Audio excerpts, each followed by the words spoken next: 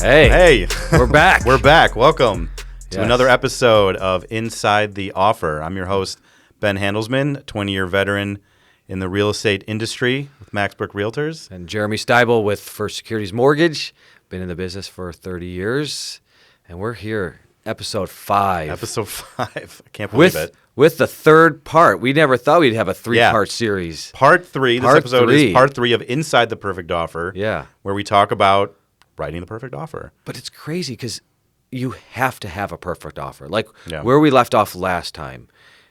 Oh, wait, before we get into that, let's talk about in the news. Okay, let's right? do that. Okay.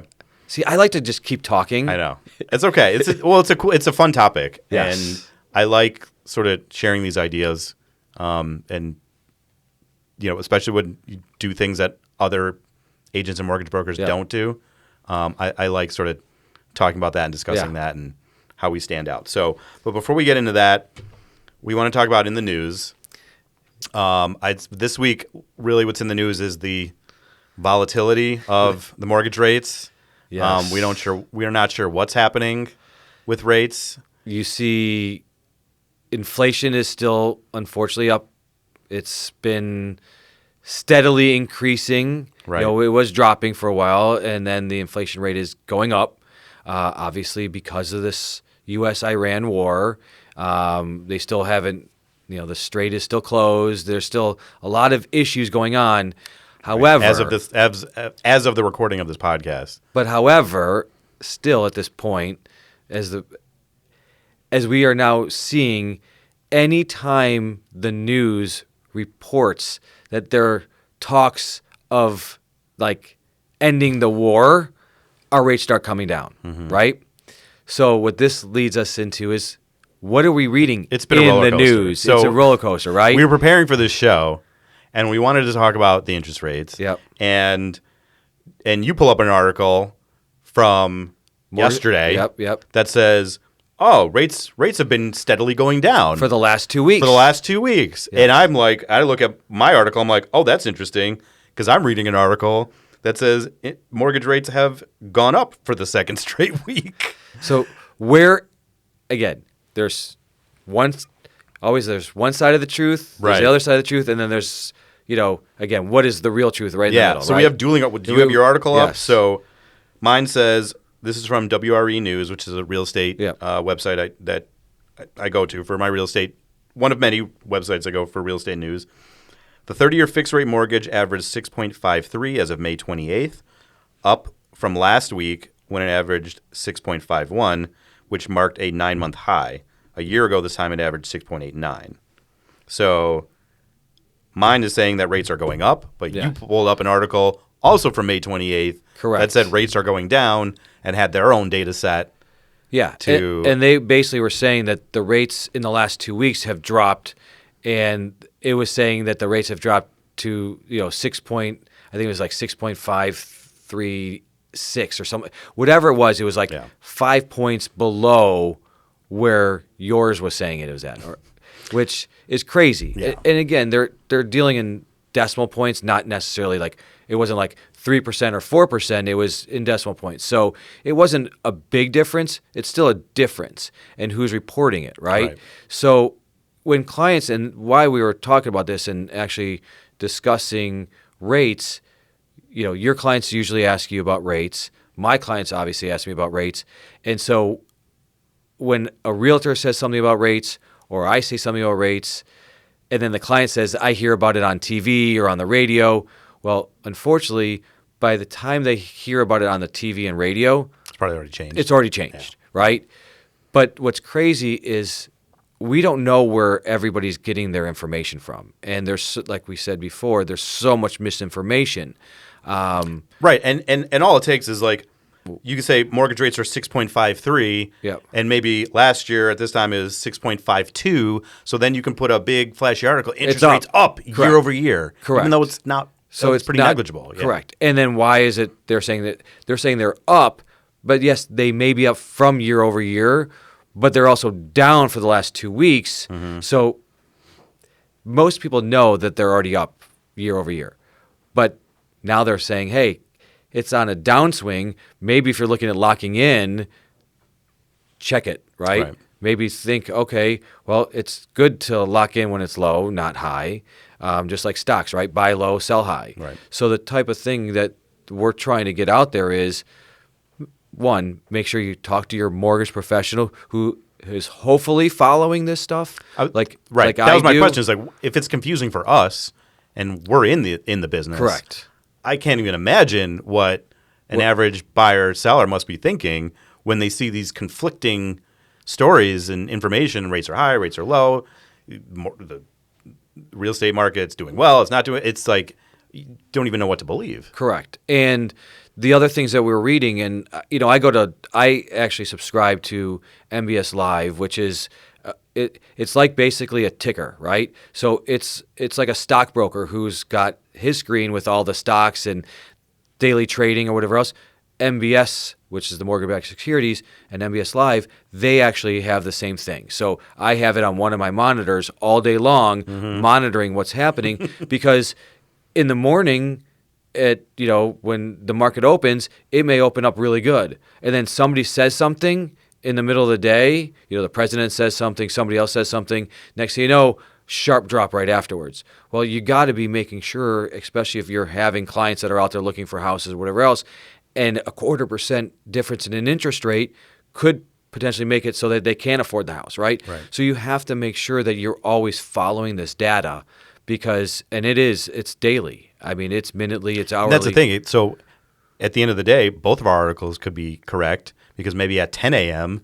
rates were down, but then Correct. year over year. But then at 3 p.m. rates were up year over year. Correct. So, But mine was saying it was down for the 2 weeks, where yours is saying it's up for a year over year, right? for the second straight week, But for the second straight. So if somebody reads that, again, two different things. Somebody may say, oh, rates are down, this is great. And somebody may read this, oh, the rates are up, for 2 weeks, year over year.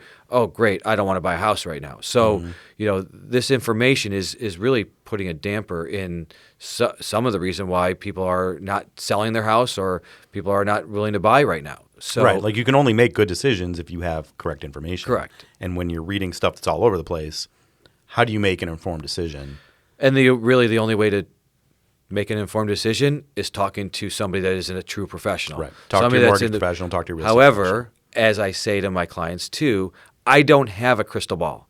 Actually, I do. I have a crystal ball on my desk. It doesn't work, but I usually show my clients. I'm like, I do have you see right through it, there's nothing coming back. Yeah. And we don't know where rates are going to go.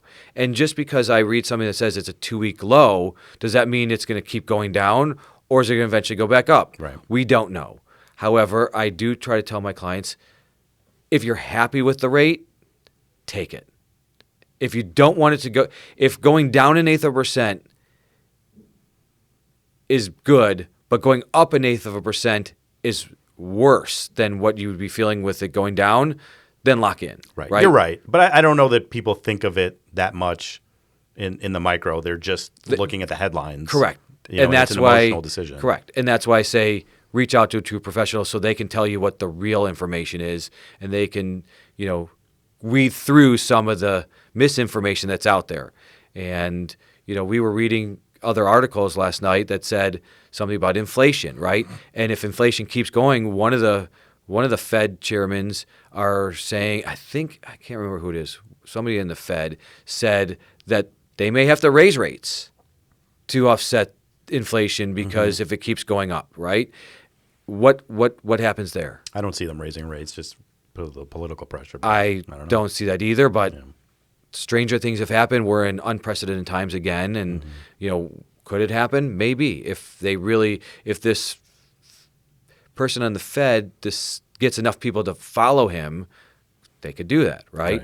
So maybe it could go up, but the consensus really is that it's not going down. Correct. Anytime soon. No. If we can stay where we're at, or maybe come down a little bit, I think it always goes back to it's a new normal. Right. I don't like saying it's a new normal, but it's a new normal. And historically, in the 80s when they had 11% interest rates, they would kill for they actually went up to 6.5%. 18%. Yeah. So 6%, 6.5% is historically good. We always say that. But everybody got spoiled during COVID. Right. When you got rates in the 2s and the 3s, and people are still sitting at those, right? But I have heard that there's more people over a certain percentage rate than the ones that are under that percentage rate. So I think things are evening out right now. But Slowly that tide will turn because eventually people have to move. correct. They change jobs, divorce, Or pass away, that's whatever. yes. They have to sell the house. Right. Somebody else is going to buy it. They're going to have a higher rate. So yeah. But the problem is you just like what you read on the internet can't always be true, right? Mm-hmm. What you read in these articles, are they always true? Not necessarily, because there's always a bias because who's writing it? Yeah. Where did they get their information from? What are they, what are their basis for whatever they're putting their point to? So it's like you almost have to be like a journalist. You have to check multiple sources. Correct. And see what. And so when different places are saying. clients call me up and they talk about rates or they say, I saw these rates over here, I do tell them to go to certain websites to check it out because I said, hey, go to this one and check out what they say. Go to this one and check out what they say. Because now you may be able to say, okay, I see one over here, I see one over here. Maybe in the middle is really where it's supposed to be. Mm-hmm. So that's kind of what I do. But they also do try to follow what I have to say, and because I'm the one that is actually watching it every day. Right. But And everyone's rate is going to be dependent on them, their debt to Correct. income ratio and their credit score, Credit their score and loan to things like value. There's a lot that goes into it.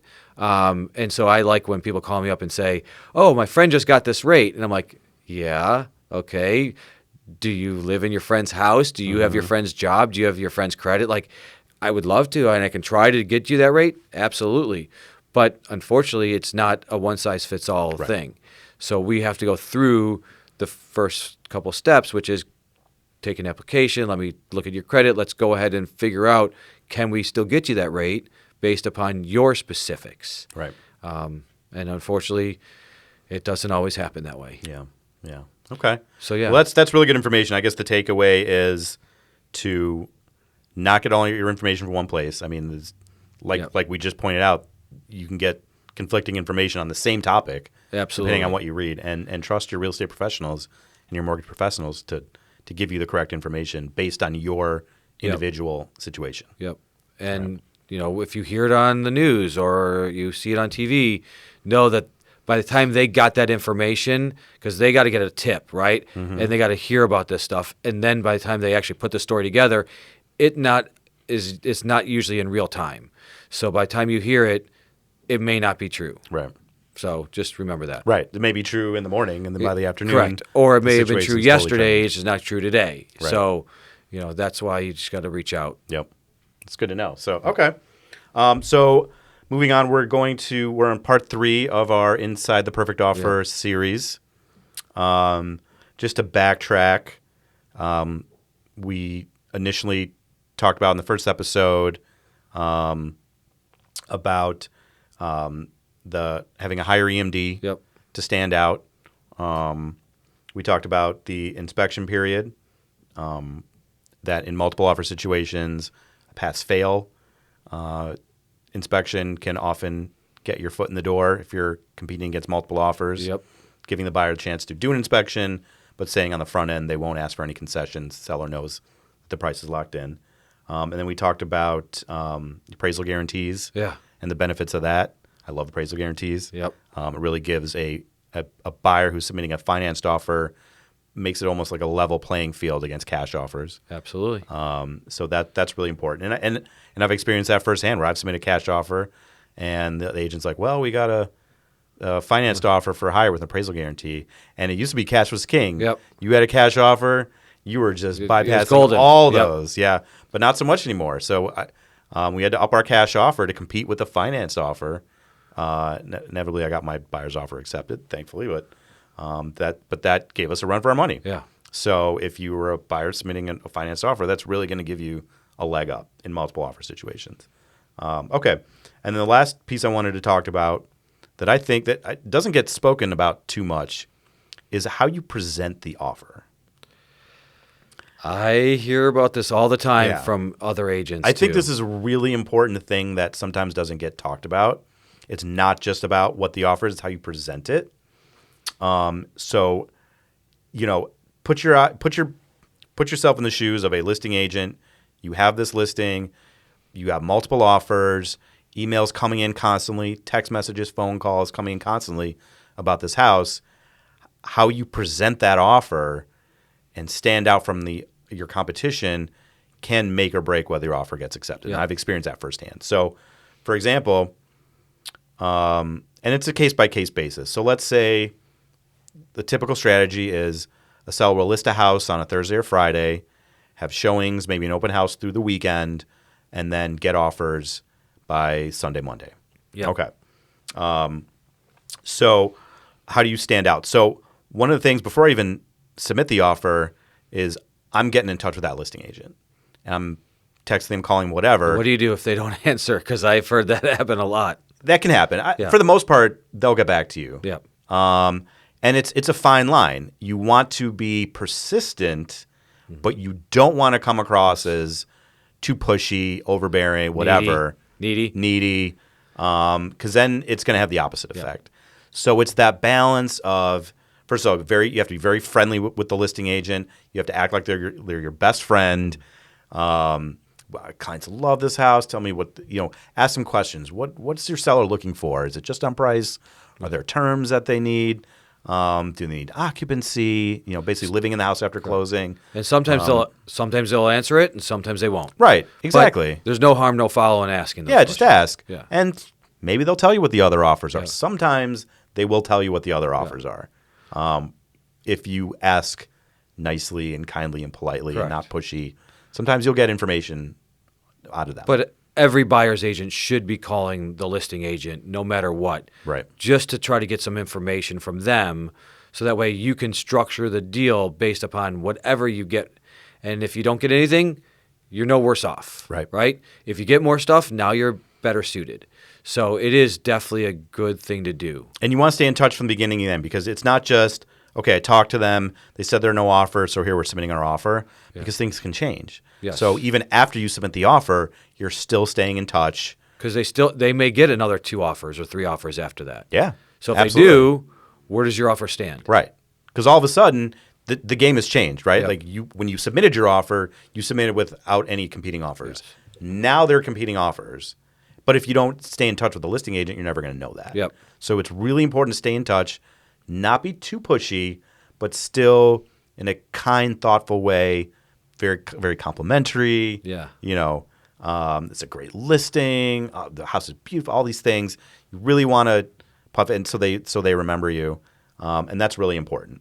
So the first thing is, like I said, stay in touch with the agent. When I'm presenting the offer, one thing I really like to do that I found a lot of success is when I'm writing the offer in the offer itself, it's submitted over email. My first sentence is very clearly and transparently, this is our offer. It's this price. This is what on So inspection. before they even pull up the purchase agreement, Right. they're seeing somewhat of what your terms are. Exactly. Okay. So if it's a cash offer, I'm writing in the subject line, Cash. cash offer on this house. If it's over asking, cash, over asking offer on whatever the address is. So right when they get in that email, they don't have to pull up the purchase agreement and read through a 5-page purchase agreement to see what all the terms are. My first line is, dear listing agent, thank you for the opportunity to show your beautiful listing. I'm honored to present this offer on behalf of my buyers. The offer is for X amount of dollars this is our inspection contingency, their cash, whatever. Just state it out in 1 or 2 sentences, just in a nutshell, what your offer is all about. And then the second paragraph is 2 or 3 sentences on what my buyer loved about the house. Yeah. Whether it's, we love the kitchen, we love the outdoor space, maybe I can't wait to have a fire pit, entertain in the backyard, whatever it is. Talk about 1 or 2 or 3 things that you absolutely love about the house, just in shortened sentences, and include that. But this is not a love letter. Yes, this isn't a love letter. Now, that is an option that I've done before in multiple offers where I'll have my buyers put together a letter on who they are, why they love the house, and that's a much more substantial thing. But there have been issues with letters and fair housing and stuff like that, so sometimes I just don't want to dive into that can of worms, and you don't always need to. Correct. Just a couple sentences is really all I need. So my offer, that's how it's structured. this is our offer in a nutshell, 1 or 2 sentences. Here's what my buyers absolutely loved about the house, and maybe another sentence or two on why they'd be a good buyer, whatever. Thank you for your time. Please let me know if you have any questions. That's it. Now, how often do you think the listing agent is showing this information other than just the purchase agreement? I think pretty often, because that's the feedback I hear. Okay. Is that, oh, my seller loved the comments that you wrote. It's an opportunity to build a little bit of rapport with people that you don't know. But if they're living in the house, everyone has pride in their house. Yeah. So you're just complimenting them, flattering them, and that can get you over the hill, or at least get you noticed. So you don't want them to say it's a piece of crap. Right. No, I don't. Like, I see your upgrades, but really, do you want to call them upgrades? Because they should be downgrades. Right. Like, you don't want to. You got to go in putting the seller on a pedestal. Right. Exactly. I mean, if you're a seller and someone sends you this house is trash. Needs a lot of work. Yeah. We're lowballing this offer because it needs this and it needs that and it needs all this stuff. That versus, we love your house. We love the open floor plan. Even though you may think right. the other stuff, right. you're still trying to find the positive. Right. So that way they will say, oh, I like this. Exactly. This person's going to like my house. They're going to appreciate Not like, hey, house. I'm going to tear this house down because it should be, it should be blown up already. Oh my God. Yeah. You don't want to say that. I've heard of sellers walking yes. at closing tables because they heard that the buyer plans on tearing the house yep. down. Yeah. That's why I brought that up, because I've heard that recently. Oh, really? Well, not that they walked away, but they may have not taken an offer because I think they got wind that I think the buyer's agent may have mentioned something to the listing agent. Right. And they got wind and they didn't take the offer. And I'm assuming that, I don't know for sure, but I'm assuming that was a big piece of it. That's tough. Especially sellers, if they've lived in the house for a long time, they've lived there for 30 years, raised their kids there. Correct. If you submit an offer and saying you're tearing the house down, no. I don't know. You better hope there aren't any competing offers. Correct. Because a lot of sellers, they have pride in their home. Yep. So they're going to appreciate. Or they built it. Like, I know somebody that's selling their house in my neighborhood eventually. And she, every time I talk to her, because she knows I'm in the business, I want this for my house because I built it with, and I'm like, with your bare hands? She's like, no, but I built it. Like, I went through every room making sure that this is how we wanted it. So she's thinking somebody's going to come in here and love what she did, right? And it was her vision.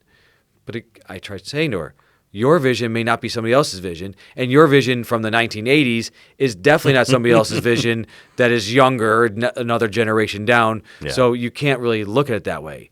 But it's not to the point where they're going to tear the house down. But like you said, sellers think that they've been there for this long. They love their house. Right. They want to be patted on the back for whatever they did.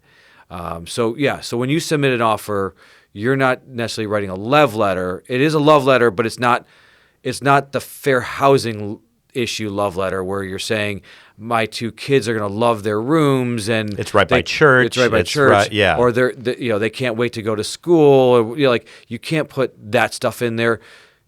People do. I think a lot of agents won't give that because of the reason, it being fair housing issue. Some agents say that they will still show it.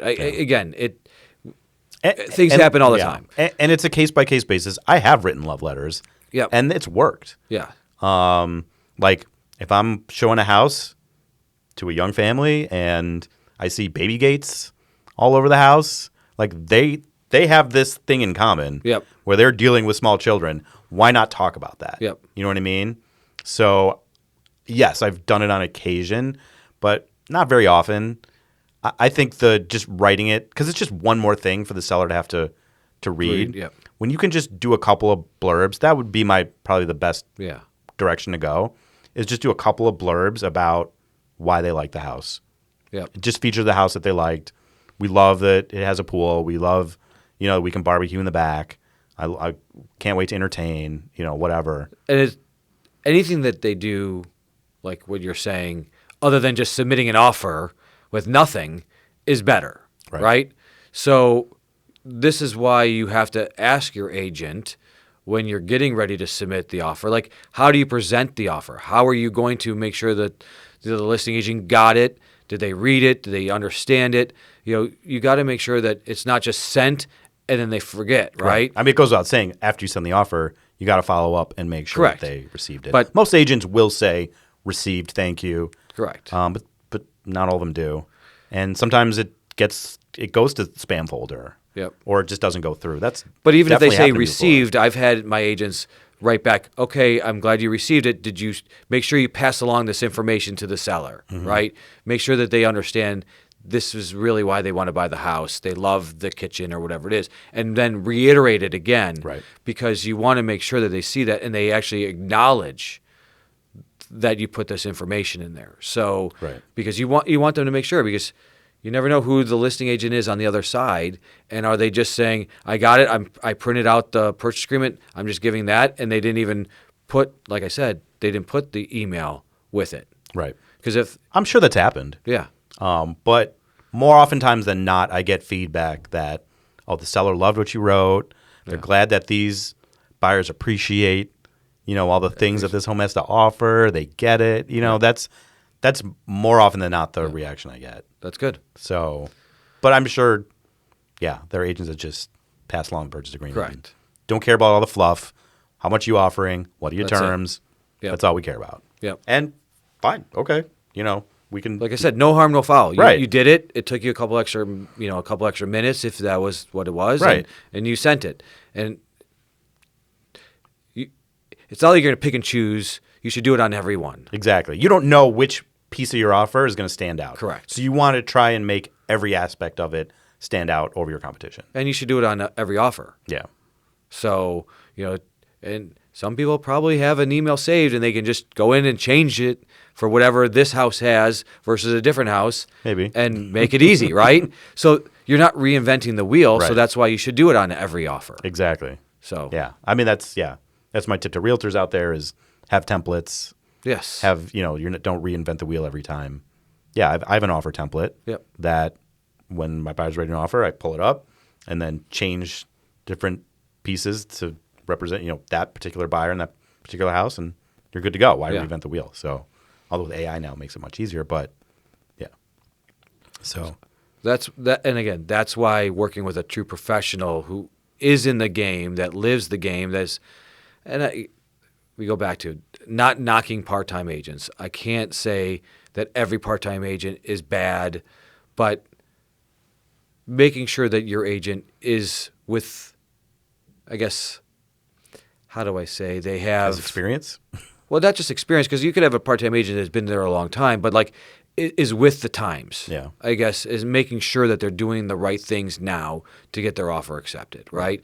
So you could have a very good part-time agent who is with the times, that understands and does send this letter, template or whatever it is with the offer, right? With the purchase agreement that outlines everything else. So just make sure that they're doing that. Ask the questions if you're a consumer.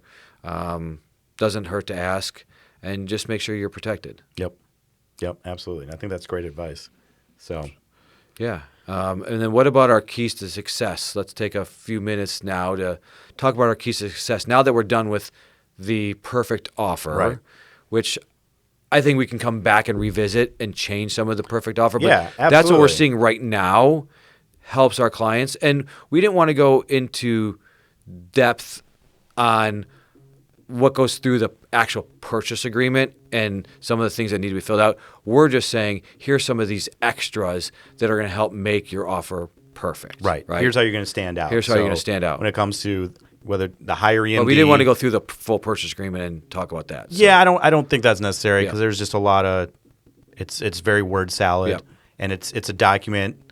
Our purchase agreements are almost like a living, breathing document. They're changing as the times change, as different issues come up or different lawsuits come up. They're at least my office, most offices are constantly changing their purchase agreements. With working with their lawyers. So, I don't think we need to dive into all that specifically, but the idea of here's some things that can make you stand out versus your competition in a multiple offer situation, which has been in this market, has been very, very common Yeah. with the low inventory. So like we said, just to backtrack, trying to have a higher EMD if possible. Yep. It shows the seller you're committed to the transaction. You're not going to walk, but also at the same time, if you needed to walk, it's pretty easy to get that EMD back. The way these contracts are written with the appraisal contingency and the mortgage contingency and all these contingencies built in, that short of just changing your mind the night before closing, chances are you're probably going to get that EMD back. So that's one way of standing out. And then during the inspection period, like I said, I recommend for buyers and I recommend sellers, let the buyer do an inspection. Try to just sort of CYA over future liability. And right. So and then pass fail if necessary. If you're competing offers, just telling the seller you want the opportunity to do your due diligence, and you're not going to ask for any concessions. Their price is locked in. But if you do find some major issue, and whether it be roof, mold, foundation, whatever, you do have the opportunity to walk and get your EMD back. So that's really important. Pricing, having the appraisal guarantee to help you compete against cash offers, level the playing field. We talked about the escalation clauses, kind of on the way out. Yep. I guess we could try it. Yeah. It's sort of case-by-case basis. Yep. I really don't use it too much anymore. And sometimes when you call the listing agent, you can say, hey, we're looking at writing an offer. What do you feel about escalation clauses? Right. Where do you stand? Because they'll let you know. Right. And that will help you make it. Lately, I've been seeing in more listing descriptions, no escalation clause. I've been seeing that too. I've been seeing that more and more. That's why I say that. So the last thing you want to do is if it specifically says no escalation clause, Don't put it you in. do not want to be submitting an offer with an escalation clause. Yep. I mean, they could not be spelling it out more clear. You want your offer to stand out to the seller. So if you're putting in terms that they're literally telling you they don't want, you probably already lost the deal. So getting that appraisal guarantee in there so that the sellers guarantee the price. And then how you present the offer is really key. Staying in touch with the agent, but not too much that you're annoying them and bothering because they still have to work with you over the course of the transaction. And then just explaining in that initial email, here's our offer in a nutshell, 1 or 2 sentences. Here's what my buyer loved about the house, 1 or 2 or 3 sentences. Let us know if you have any questions. Keep it simple. Now that the listeners have all this information and we did a good job of explaining what it is to them and how it will help them hopefully submit the best offer, what do you think a key to success is for the borrower? I always say borrower. For the buyer who is looking at buying a house and making an offer, what do you think the key to success is in regards to, is it price? Do you think the key to success is the price? Is it everything, putting as much of this in at one point? So is it price only? Is it, some of the other things that we've talked about, or do you just go in with everything, like the whole lot of? That's a great question. And obviously it's going to be a case-by-case basis. Every house is going to be different based on how long it's been on the market. Are there multiple offers? I think you want to answer your question, I think you need to get in the mind of a seller. Yep. Okay? If you are selling your house, what is it that you would want to see in an offer that you get? One, you want obviously price. Yeah. You want to see that number as high as possible, no doubt. And that's what the listing agent's job is, to get you the most money possible for your house.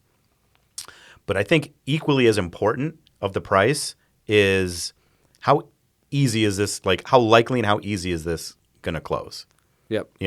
So if maybe the price is high, but there's a million terms that maybe are not very beneficial to the seller, no appraisal guarantee, maybe it's a low down payment, maybe a long inspection period, whatever, they're going to take that into account. Yep.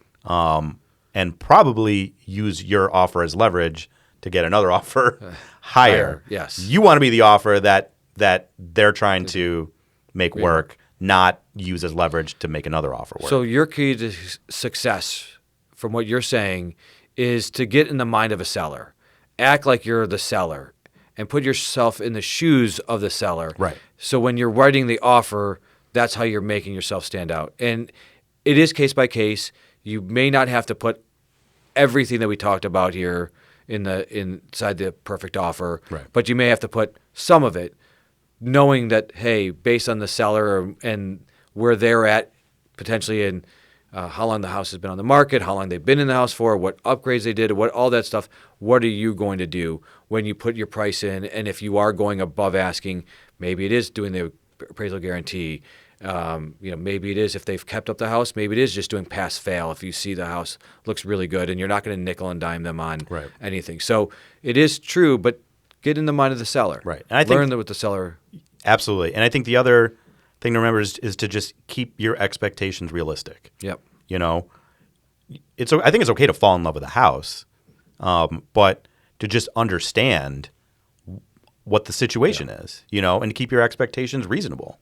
And you may love the house, but if there's 50 offers, there's a chance you might not get the house. Correct. So, but if you put all your eggs in that basket, you're going to end up just being disappointed. So I think it's keeping the expectations realistic, being flexible, not falling in love with any particular one house, and just keeping your options open. So, but if you incorporate all these things, I think nothing is guaranteed in life, and if someone is offering a massively higher price than you, they're probably there's a good chance they can take that offer. Yep. But if you incorporate these other elements, I think it at least keeps you in the game and keeps you competitive. All right. So I think that was a great key to success. Yeah. So I'm looking forward to the next episode Can't and wait. some more information about what's going on in the news, and then we're going to try to find some other things about making a perfect offer or what's going inside an offer. And then obviously as episodes come out, we're going to start having some guests on that can really try to explain, like we said earlier today with an attorney who deals with real estate, so they can give us some more things to look out for, and then hopefully bring in a title company, maybe an inspector and a painter and a lot of different people that obviously have to deal with the home buying process because they may be pulled in during the inspection or whatever it is to get the deal to the closing table. Right. So awesome. I appreciate you, Ben, and I like seeing you every week, and let's keep this going. Awesome. Can't wait. Thank you. All right. Thank you, everyone, for listening. And Yes, thank you. we'll tune in again next week. We'll talk to you then.